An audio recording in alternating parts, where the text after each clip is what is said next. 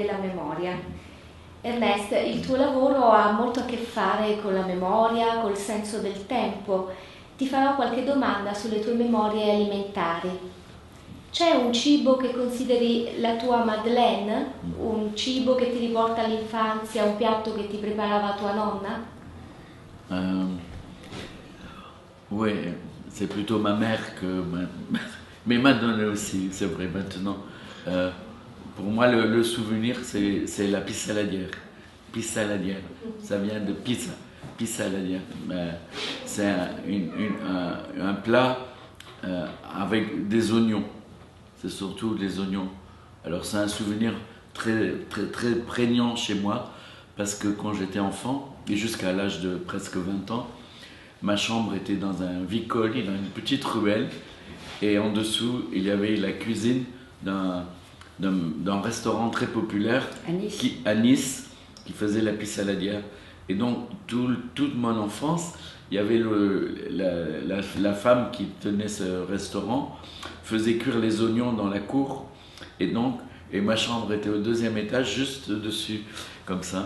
Et donc, toute mon enfance, il y avait l'odeur des oignons en train de cuire, qui montait comme ça. Et maintenant, quand je sens ça, c'est une émotion, c'est ma jeunesse comme ça. Et c'est le plat que faisait ma mère, que j'ai la chance que maintenant Yvette sait faire aussi, et que voilà, qui est pour moi le plat le plus chargé de souvenirs. Voilà. Tu sei bravo in cucina o ti affidi solo a Yvette, che è una cuoca meravigliosa? Cucini anche tu? Moi non, j'apprécie seulement. Yvette, tu sei stata invece un'attrice di teatro, però ti sei occupata recentemente anche molto di cucina, hai scritto dei programmi per la televisione. Sì. Ci racconti perché? Come? J'ai fait pour la télévision en France une série sur la cuisine, mais la cuisine quotidienne, en demandant à des gens de divers horizons, aussi bien françaises, des régions françaises comme la Méditerranée, les gens du Nord, la Bretagne, les Basques, et puis les étrangers qui vivent avec nous. Il y avait un Africain, un Espagnol, un Portugais. Un Arabe. Oui, et de me donner, de raconter une recette de leur région, de leur pays. Et c'est toujours, en fait, ils racontent toujours une recette de leur mère. Voilà, c'est toujours ça. Et donc on a fait un petit film là-dessus, et c'était un petit film très graphique parce qu'on filmait tous les ingrédients, on faisait des dessins. Je travaillais avec un réalisateur qui travaillait avec la pistillation et tout ça. C'était très joli, et il y avait la voix de la personne qui racontait sa recette. Qual è il tuo piatto della memoria? La tua Madeleine? Ma Madeleine. Moi, je ne suis pas née à Nice. Mon enfance, elle est près de Saint-Étienne, la région de Saint-Étienne et Lyon. Et la cuisine est très variée, mais moins typique peut-être que la cuisine méditerranéenne, moins typique. C'était très varié. Moi, j'ai pas vraiment une recette, la Madeleine. Ma mère faisait très bien des choses simples, comme j'étais gourmande, c'était les gâteaux de riz. Et puis ma grand-mère avait un jardin avec des cerisiers, et on faisait des clafoutis. C'est un gâteau avec des cerises, et c'est très très bon. Et tu apprezzi la dieta mediterranea?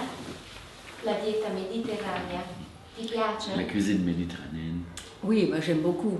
Je fais beaucoup maintenant de cuisine méditerranéenne, toujours avec l'huile d'olive, alors que dans la région de Saint-Étienne, de Lyon, c'est plutôt la crème, le beurre. Et il y a le beurre dans la France du Nord et l'huile d'olive dans le Sud. Et moi, maintenant, je fais beaucoup de choses avec l'huile d'olive. Et il y a un plat qui est vraiment typique de la région méditerranéenne, c'est la ratatouille. C'est un plat avec des différents légumes du Sud, des aubergines, des courgettes, des poivrons, des oignons, des olives. Tout ça cuit très lentement, comme ça, et j'aime beaucoup ça. Ernest, quando pensi alla dieta mediterranea, a quale piatto pensi?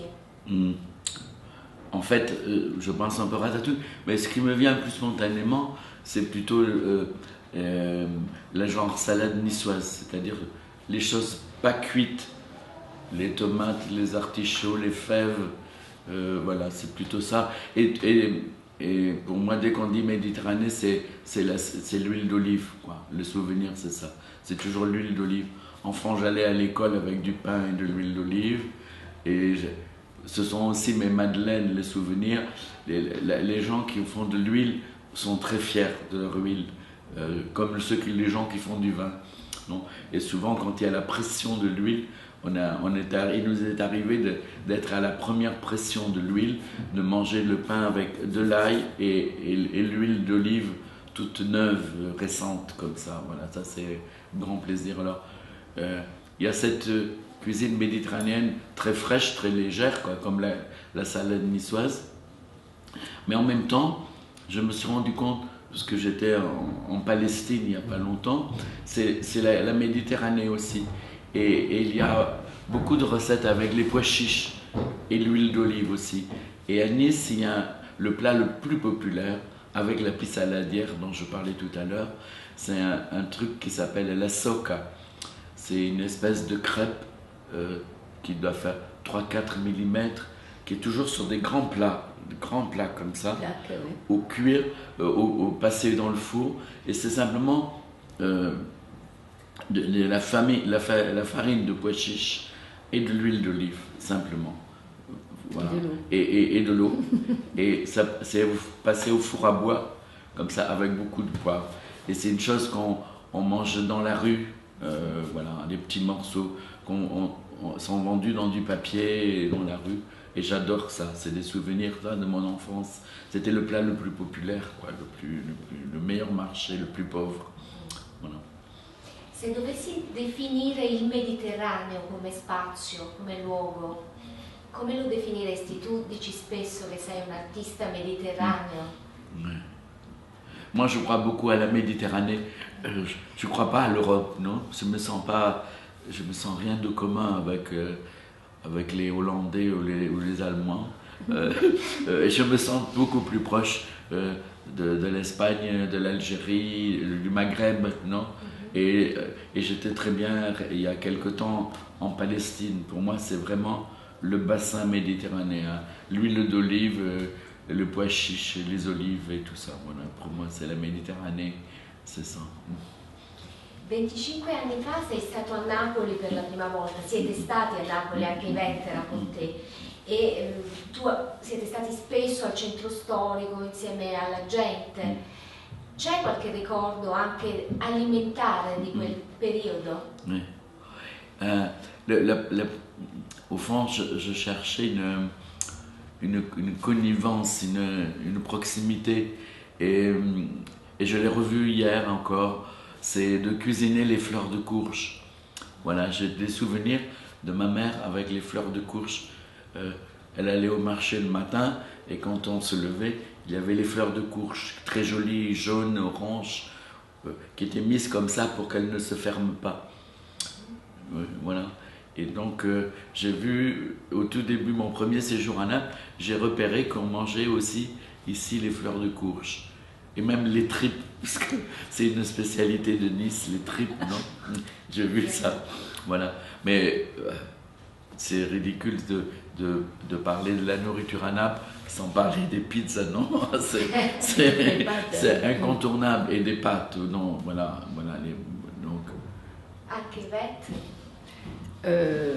Oui, moi ici je mange beaucoup les spaghettis al vongole, j'adore ça. Et puis hier on a trouvé, c'est vrai, ces fleurs de courgettes farcies avec de la ricotta. C'était très très bon. En beignet, là, oui.